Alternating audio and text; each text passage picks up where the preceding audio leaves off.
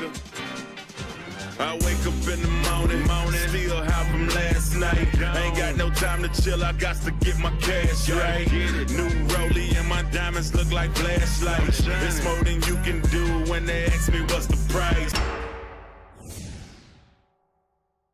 I'm Slim Thugger, mother, the boss of all bosses. That's right. Now look who creepin', look who crawlin', still ballin' in the mix. Well, it's the Mr. Slim Thug, boss talkin'. That's Slim Thug, if you don't know, ho, open up your eyes, 'cause when I pop up with my top up, you gon' be surprised. On September 8th, 1980, Mary Lou Thomas gave birth to a 10-pound, 4-ounce baby boy. Stayve Jerome Thomas was the youngest of Mary's 7 children. Never knowing his father, Miss Thomas bore the burden of raising 7 kids alone. The youngest out of 7. I always thought he would go to college. I tried to get him to go to college, but he started this rap. Man, I grew up on the north side of Houston, Texas. Born and raised off of a homestead from Sennewood, and then, like I said, around my early teens, I moved to the northwest side to Acres Home. I was maybe about 11 or 12 around then. I was back and forth though, you know. So half of the time I was raised on Homestead, the other half in Acres Home. So, you know, we was all over, man. I kind of moved everywhere. He was about 14 or 15, and he used to take me to work early in the morning. Like, I had to be to work at 6 in the morning. I worked all the time. And my oldest daughter, Raquel, she just about watched them. And my brother, Michael, he watched them too while I was at work. He played basketball a little bit in junior high, but really, Slim was just into the music. As a little kid, we was everywhere, so as far as around the house, we really just didn't have hobbies. We didn't have little leagues. You know, Mama ain't have time to do that with us, so we played around the house with each other or whatever. But junior high, he played a little basketball, but that didn't last long. That didn't keep him focused. He was fixing up bikes, or fixing up Hirsch, or fixing up cars, just anything like that. Honestly, I wasn't into sports at all growing up. You know what I'm saying? It was in the streets, you know what I'm saying? It was going down on the block. Everybody, I remember, you know, when I wasn't a kid no more in the house, you know, doing regular shit, I started to come out off of Guff Bank and Antoine. It was just fired up on the block. It was like, I lived right next door to the school, but it was so much action on the block to where, you know, I wasn't trying to stay after school and miss nothing. Coaches used to always tell me, come play basketball, come play basketball. I wasn't down with it though.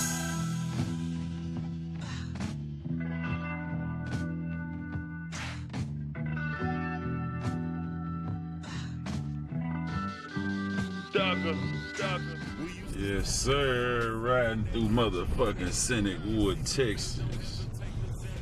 Gore Street, man. We used to be around this motherfucker, just getting into a bunch of bullshit. I got a bunch of partners still locked up from the shit they was doing back then. I got a cousin just came home from shit we was doing way back then. Missed everything. Missed all the Swishahouse days. Missed the Pharrell days, everything. Just getting home, man. A bunch of my partners still gone, man. This neighborhood don't even look the same to me no more.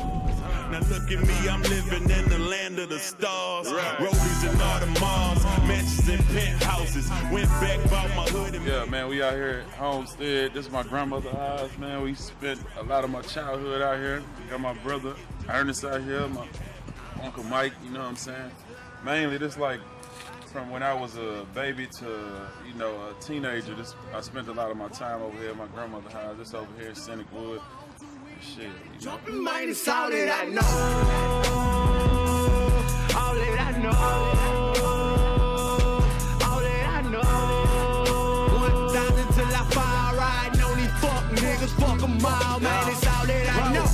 Dreams of throwing Forgiatos on it. I'm Slim's grandmother. And I used to care for him when he was a baby, for his mother to go to work. And he was a very good baby.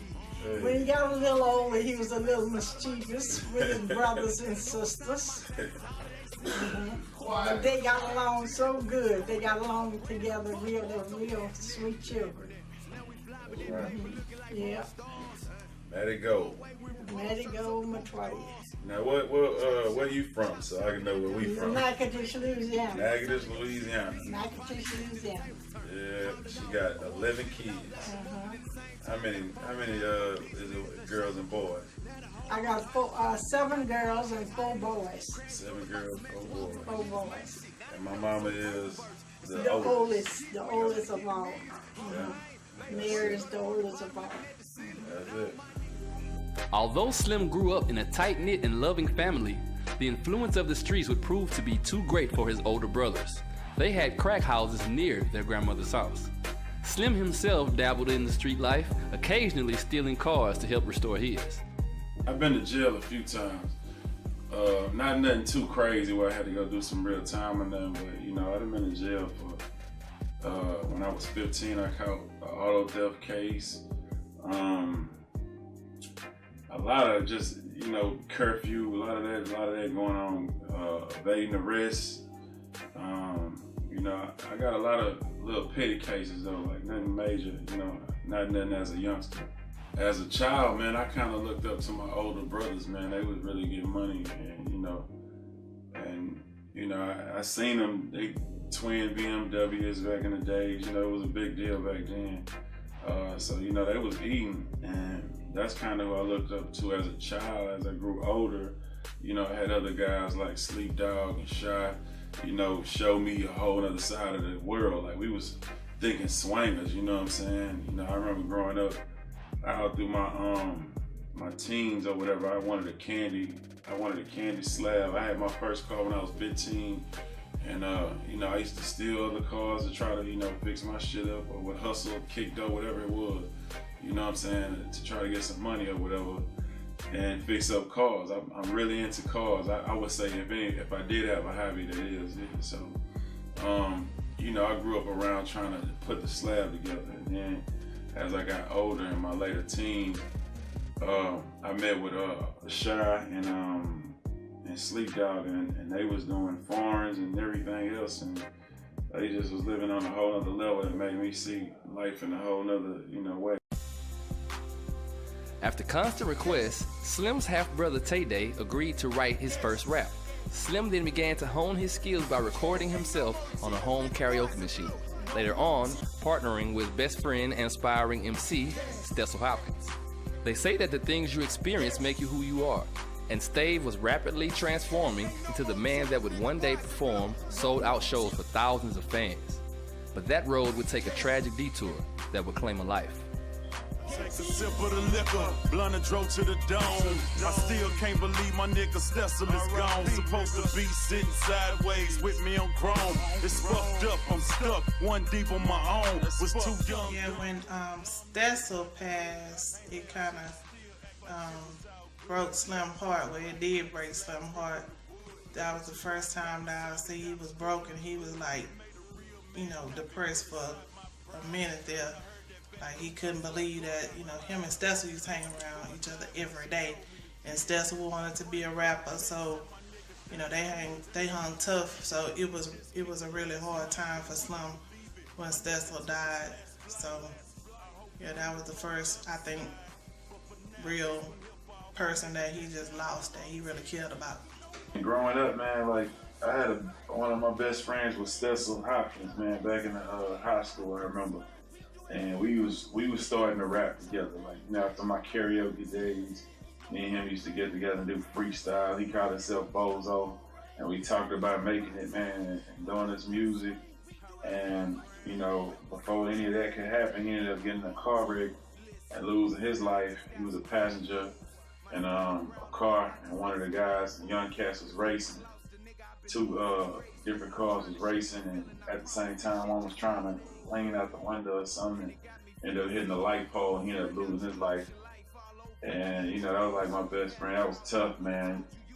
You know, for somebody you kick it with every day, you know, just to lose him like that, that was devastating in my young years. But, you know, I still represent for him to this day, man. You know, I feel like we both feel representing and holding it down. As if losing his comrade wasn't hard enough, tragedy would strike again, and Slim would lose a mentor. Now, Sleep Dog, man, he was like our OG, man, a big brother, big homie. You know, we really looked up to him. You know, he was like one of the first ones out of our crew to get money. Like I said, we seen them and how they was getting money, and it really inspired us, you know, to get on our grind, man, and take it to the next level. Back in the day, all me and Slim, we had a race. We always wanted to get to 10,000. That was our goal. Having 10,000 in the stash and a slap. And you know, and then Sleep came around, man, you know, he fresh out the pen, you know what I'm saying? He got an iced out presidential Rollie, you know what I'm saying? He got a Cadillac, the new Cadillac with TVs in the steering wheel, the headrest, and the trunk, you know what I'm saying? And he had it was candy, he had a drop, you know what I'm saying? He had diamond chains and shit back in 98, 99. So, you know, we looked up to him. Actually, our relationship wasn't that long, you know, like I met him and I don't know how long it was after that, he ended up getting killed. So, you know, we had a good relationship, but it was short, you know what I'm saying, because I ain't known him that long after. We finally got cool and got close, you know, he lost his life or whatever, so. Shit, you know, when he got killed, it was fucked up for us, you know, it was like, shit, man, we took a big loss with that. You know, he was our OG, shit. We learned a lot from him. Before the Swishahouse was officially formed, a street DJ and MC duo promoted teen parties at a popular North Side hangout called the All-Star. The duo, now known around the world as DJ Michael 5000 Watts and OG Ron C, also used the venue as a recruitment pool for up-and-coming talent. I met Slim Thug in the late 90s at this place called the All-Star. It's a place, it was a team place that me and Ron C used to promote every weekend. We started letting the rappers doing a little open mic, letting the rappers rap at the end. And I got introduced to him by Lil Mario from Acres Home. Mario said, I got a homeboy, he got some skills, man, he go hard. I said, man, just bring him up here to the All-Star and let me check him out. So I kind of like, hey man, let me get the microphone, let me freestyle right quick, you know, just right quick, just to have fun or whatever. So I did it, and the crowd gave a good response, you know what I'm saying? So he went out, came up to the All-Star, he freestyled, I thought he was pretty dope. So the next day I asked him to come by the house and lay something down.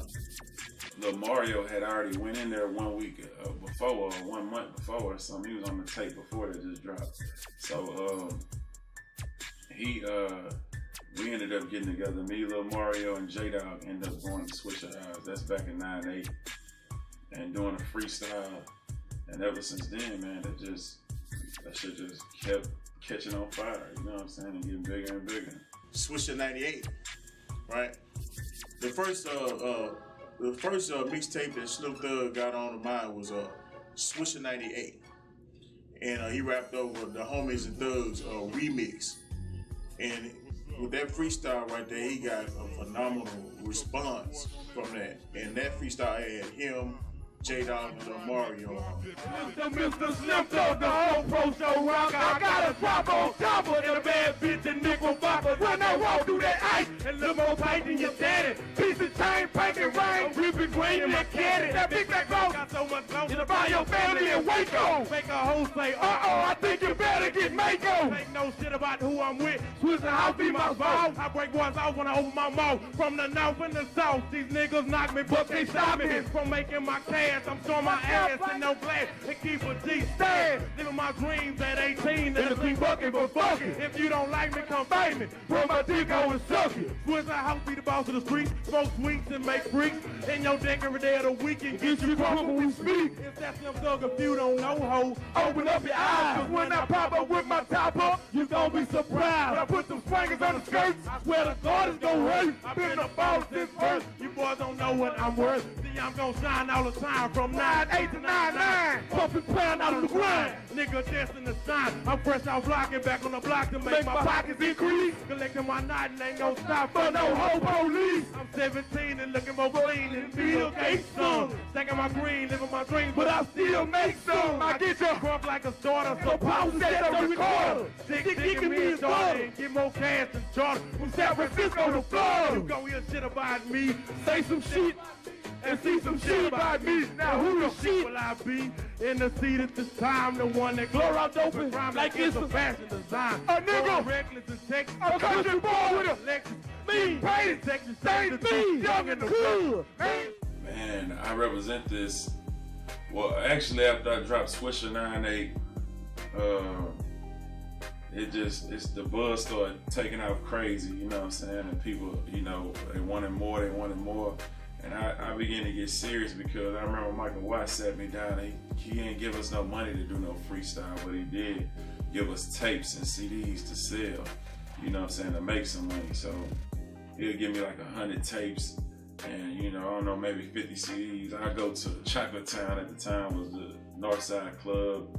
You know, I go out there in that parking lot and get rid of them CDs and them tapes so fast, and the money was so fast, and it was legal, you know, kinda, you know what I'm saying? It was kinda legal, but, you know, I didn't see myself going to jail for selling those CDs and tapes, man. So, you know, after I seen that, the grind got crazy, and I got more serious about making better freestyles, and we just kept working, man, working, and then eventually Watch was like, hey, man, we need to do an hour freestyle. Maybe it was my idea, I don't remember way back then. But this right here was a freestyle mixtape that he had did all on his own. He recorded it all on his own, and it did pretty good, man. I was really proud of him, man. It was a mixture of all my freestyles I did at the time with some new ones.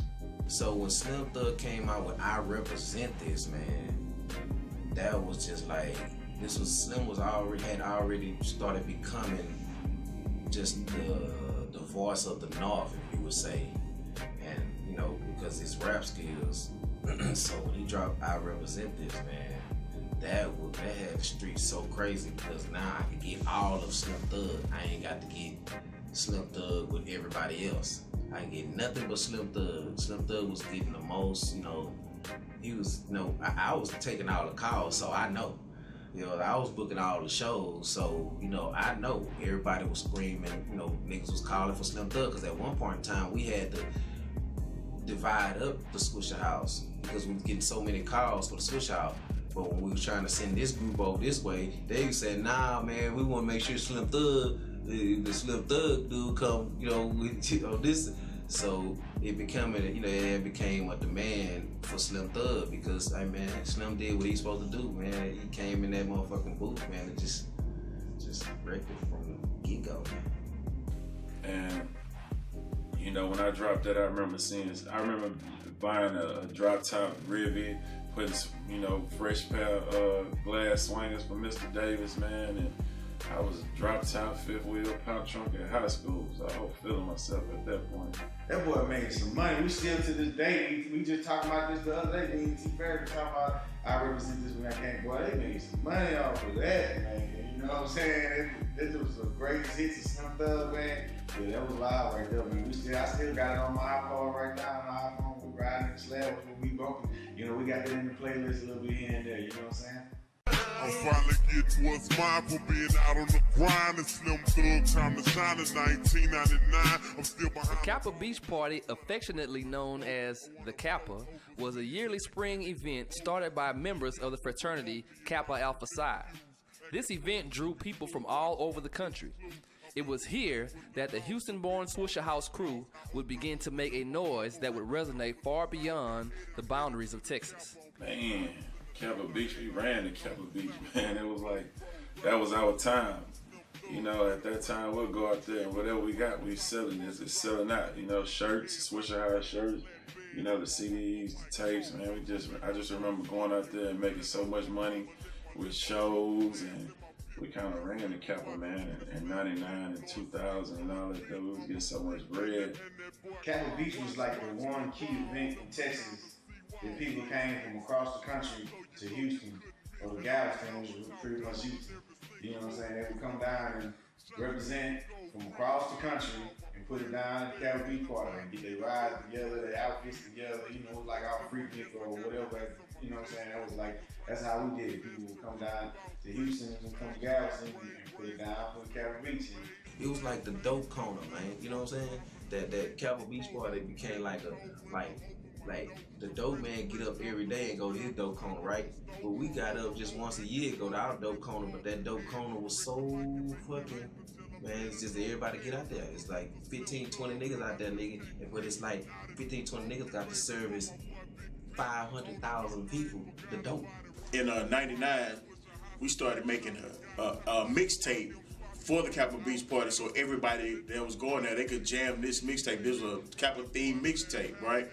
And the Capital started being like one of our biggest mixtapes ever. If I'm not mistaken, I think the Capital 99, I think that may have been one of, no, before the Capital 99, that was one of the early mixtapes that Slim Thug was on it. He freestyled on I Wanna Be a Baller by Lil Troy.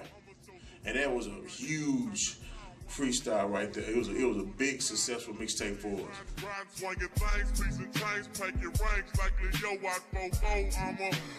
break them boys off and remain the game playing for my dogs off the north. Houston is the 4th largest city in the country.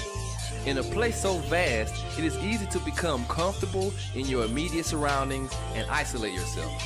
Circumstances such as this make it easy for similarities to become blurred and differences to become the catalyst for conflict.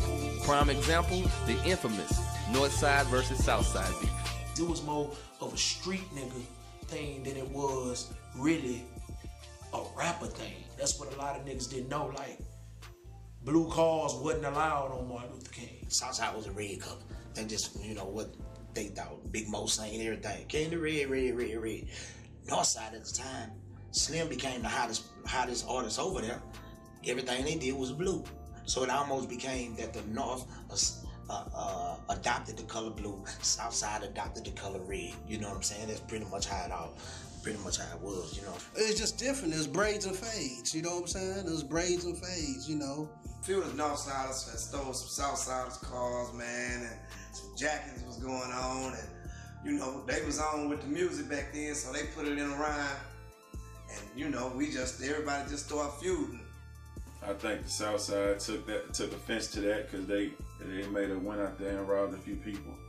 And so they began to screw tape say them North Side niggas, you know, with the braids or whatever, be robbing and stealing and, you know, doing or whatever, and bucking off and all of such, you know, so that kind of kicked it off or whatever, you know, and made people, you know, look at each other different. What even brought it even to that height is you got both of these cliques. Swishahouse was the shit on the North, the shit, and you know, screwed up clique, and it went far as from a street thing with the cars and niggas coming out there jacking and niggas going out there doing their thing, breaking niggas off. It got real heavy, bro. It was a bunch of niggas got fucked off. The North Side and South Side beef was, for the city at the time, it really just divided us because it wasn't no ifs or buts. You know, if you was from one side, that's where you was from, that's what you did, you know, what you represented. If you was from the other side, you might just get beat up just because you was from the other side of town. You know, it was just two different worlds. SUC, Screw created this whole genre, if you will, that, you know, a lot of these rappers still live off of to this day, you know, representing the South Side. And, you know, I think, you know, then Watts came along with the Swishahouse or something, you know, for Northsiders to be part of the, you know, what was happening, what was hot on the scene. It was a lot of turmoil at that time, man. It was turmoil between the organizations. It was turmoil from north to the south. At the height of the conflict, veteran SUC member ESG did the unthinkable in reaching out to the Northside's ambassador of underground rap.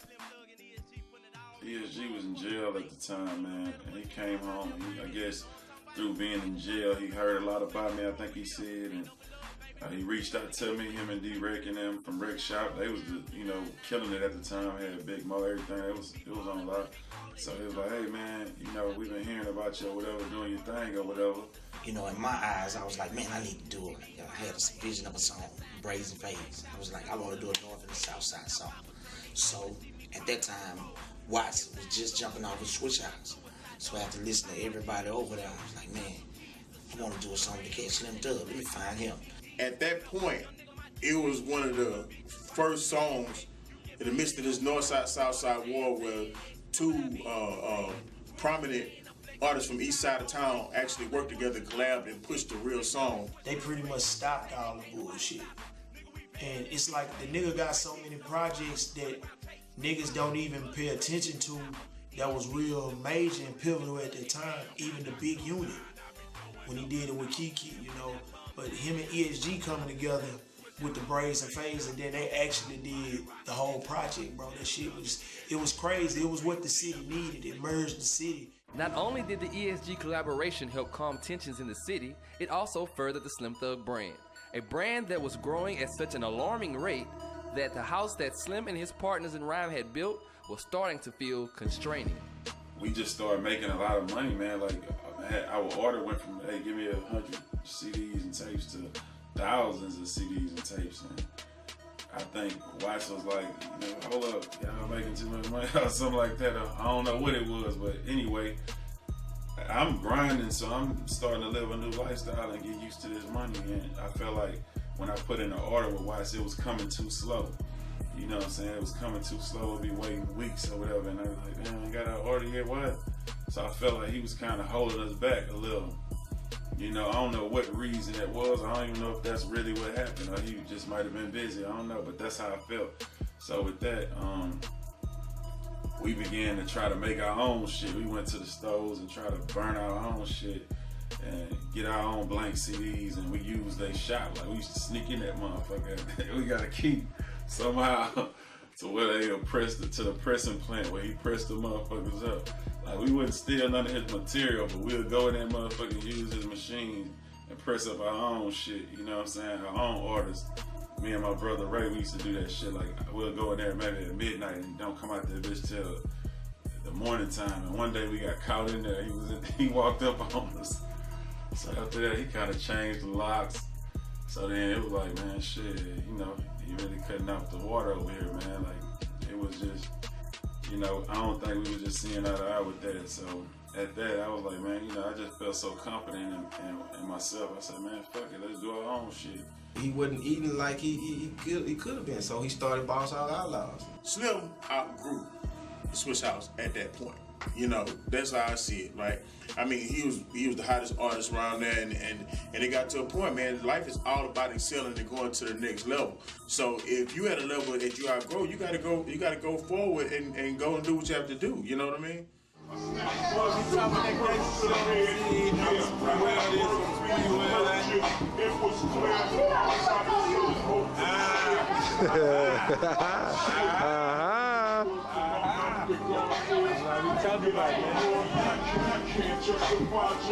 Davin's too close up on man. He's like the devil now. Davin, 10 G's, baby. How much? 2 sets, 10 G's, baby. 2 sets. I got a set on there. You gonna see my Impala, the newer kind on there. I ain't playing no games this year, baby. Presidential, baby. Boss. Huh. They don't see my gold grill. Let me zoom in on that. It's gonna be platinum. Let me zoom in on that. Let me get a good shot of that. Yeah. Even in his beginning, his mantra and rallying cry was that he was the boss. Now on his own, it was time to be the message he sent. It was time to be the boss he rhymed about. Hogg Outlawz was started with Slim. He was going in doing solo thing from Swishahouse. He was going on his own, and him and Ray, they was like, man, we're gonna make our own mix CDs. So shit, and everybody used to call Slim Boss Hogg, so he was like, we start my own label, Boss Hogg Outlawz. So we just shit, he did his freestyles, and we put the most jamming songs at the time on there, and pressed them up, and shit. I think the first one was Coming Out Hard, and shit, they took off. How we picked our artists, man, it was kind of like random. Like, I think Sir Daylat, he went to high school with me, and he was just really my homeboy, you know what I'm saying? But, you know, he wanted to rap, you know, and I was like, all right, come on, you know. And then Lil Duty, I don't know how he came through, maybe through my homeboy Dre or something, you know, I don't know. I don't really remember, like it wasn't no strict things, like, and then it just kind of came together. PJ was somebody I went to high school with, and he was from Swishahouse. J-Dawg was from Swishahouse. We brought him over there with us with Boss Hogg. And you know, Slim thought of an idea to bring in some more niggas that he felt like that was repping on the South Side end, which was Chris Ward was already doing mixtapes with Slim. And just so happened being that me and Ward was in a clique called Mob Style, Ward see fit to bring me in, and I went over there one day and to jump on a record, and Ray say, nigga, that gotta be a Hogg. While still becoming comfortable being the captain of his own ship, Slim would again travel into troubled waters. His most vocal naysayers would be people he once performed at sold-out shows with while building the Swishahouse name. In true hip-hop form, Slim prepared to meet the challenge head-on. I did Underground Hogging, man. Like, that was my second all freestyle. First one was The Boss, the second was all freestyle, Underground Hogging. When I dropped that record, it just kind of, it was good. I was doing good off of it. And then out the blue, I remember my homeboy saying, man, these dudes that made a diss CD about you. I'm like, what you talking about? He got the name, say Lil Mario, Big Pick, all of them, you know, basically all my homeboys who I kind of came up with in Swishahouse, who I was rapping with.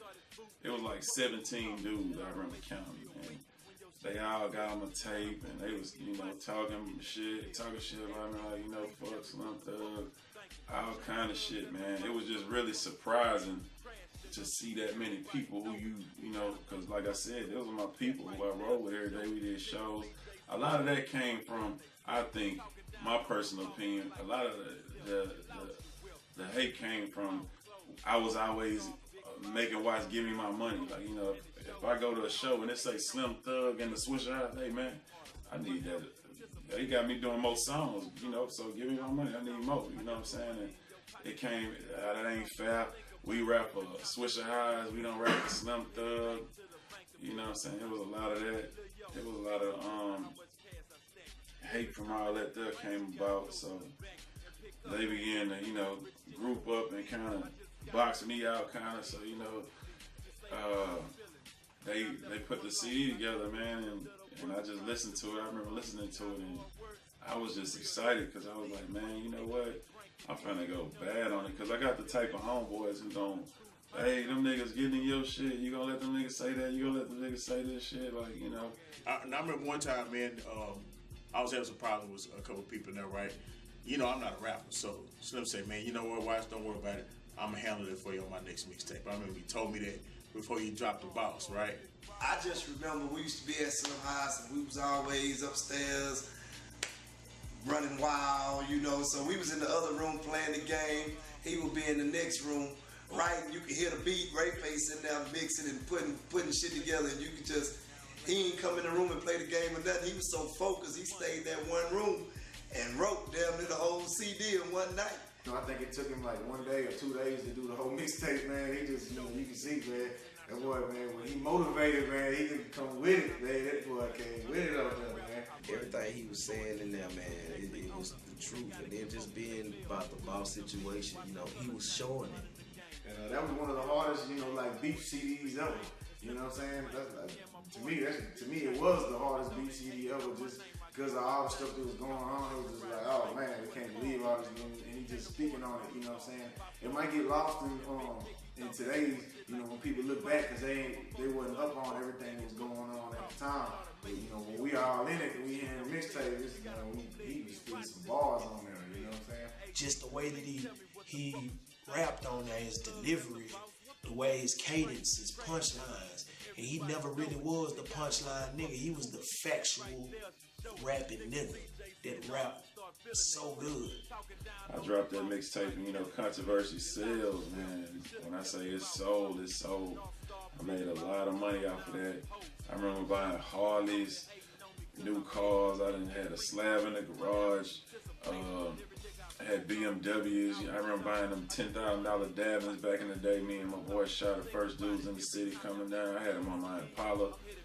on my Escalade, on my Cadillac. Like at that time, man, we was living it up, man. We was in that 6-bedroom house, just making music, man, and living, man, having a good time. Me, my brother Rico, Dre, all my people, man. After the success of Braids and Fades, followed by the song Candy Coated, ESG and Slim Thug decided to capitalize on the popularity of their collaborations and create a label situation of their own. Boss Hogg Entertainment, what?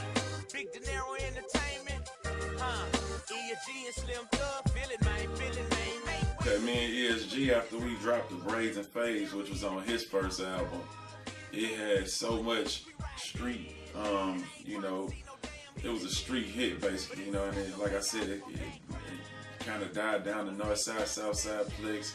So we instantly saw that we had good chemistry. I told Slim, I say, look, man, we can go in here and get our own bread. You ain't got to worry about watching them cutting you a check. I ain't got to worry about Rick Chop cutting me a check.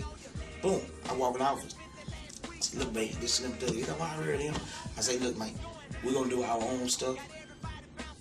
Break bread with us right now. What they can do? You know, back then, they like right then, boy, like he gonna 50 racks. Boom.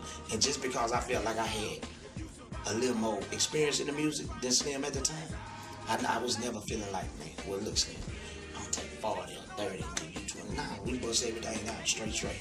Boom, boom. So after that, we began to work more, and we decided to do a whole album together called Hogg Outlawz with another guy named Sin. So it was SES. He was the producer. Me and E was the rappers, man. And we started a company called SES Entertainment. Slim, E, Sinclair. Sinclair was the engineer, producer, doing all the tracks, recording everything, over all the music, helping us on day-to-day business stuff. Get Your Hands Up was a huge song out here in the southern region. At that time, it took off, did good. Man, I never forget. I forgot who passed that single up, but somebody else had heard the beat. Sean Blaze did the beat. When I automatically heard it, the music talked to me. You know what I'm saying? All songs I ever did. Like Swinging the Bank and Solo. Solo didn't think he did. Like Swinging the Bank was one of his favorite songs. You feel me? That was my partner's favorite song. It became the one. Like Get Your Hands Up. That one. Like people in the studio, that was their favorite song. You know what I'm saying? So at that time, we was like, we had a song with Bun B. So we was like, that was the first one that we leaked. You know what I'm saying? It got us a little people to pay attention, but it didn't shake up it didn't shake their head. When they heard Get Your Hands Up, it was crazy. It was over with. It was like back then, we was getting like 1,000-some spins a week from all the different radio stations. You know what I'm saying? And man, I guess it was just so melodic. You know what I'm saying? The way we did the flow. Boom, boom, boom.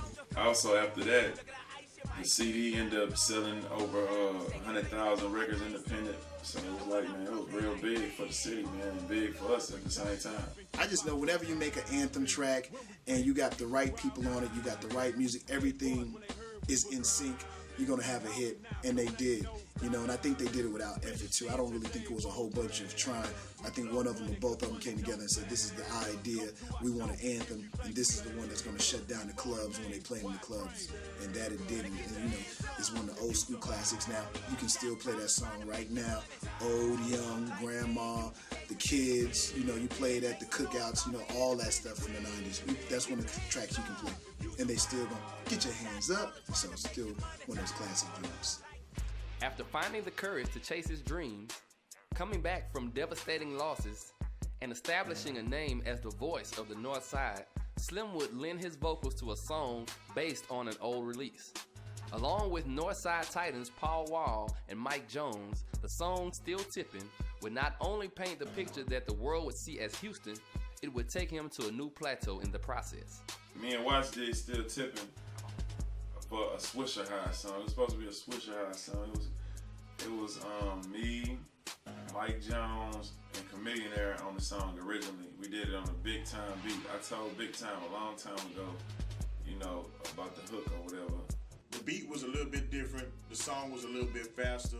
But then we, you know, me and Big Time, we had, you know, we had our differences at that point. So he had his version, and then we created our version for Swishahouse.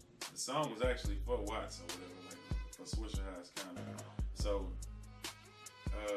Watts ended up changing the beat, getting Sally to make the beat, and he kind of just flew our vocals on that with the chorus. The beat that I heard is not what you hear today, first of all. The beat I heard was just a violin,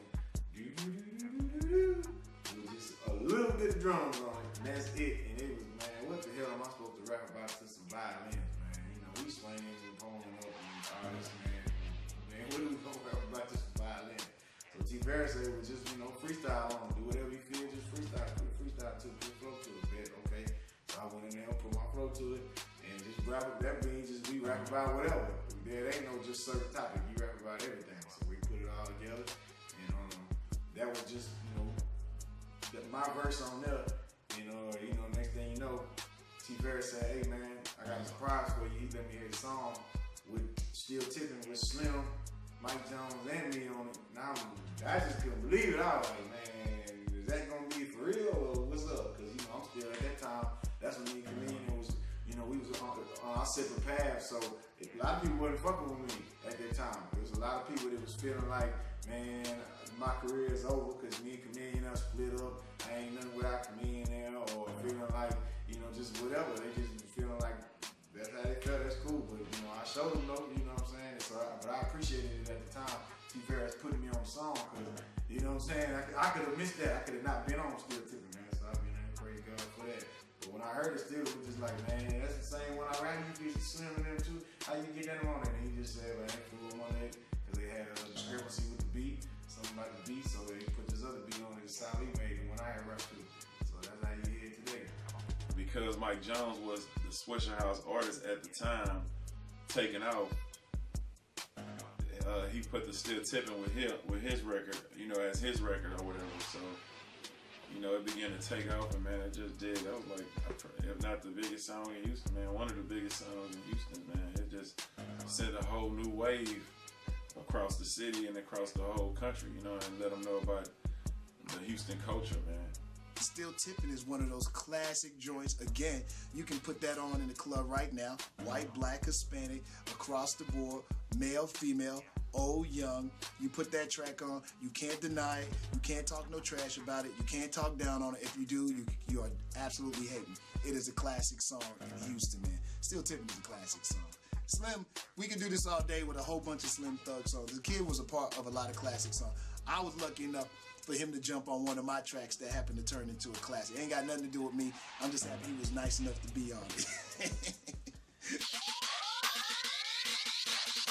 I'm getting it, in the kitchen hitting it, just so I can buy a diamond chain, that's signet, just so I can pop 100 bottles, that's signet, just so I can buy another Porsche, that's signet. I'm getting it, in the kitchen hitting it, just so I can pop some more tags, that's signet, just so I can buy them new J's, that's signet, just to fuck it out from a bitch, that's signet. Boss Hogg Outlawz.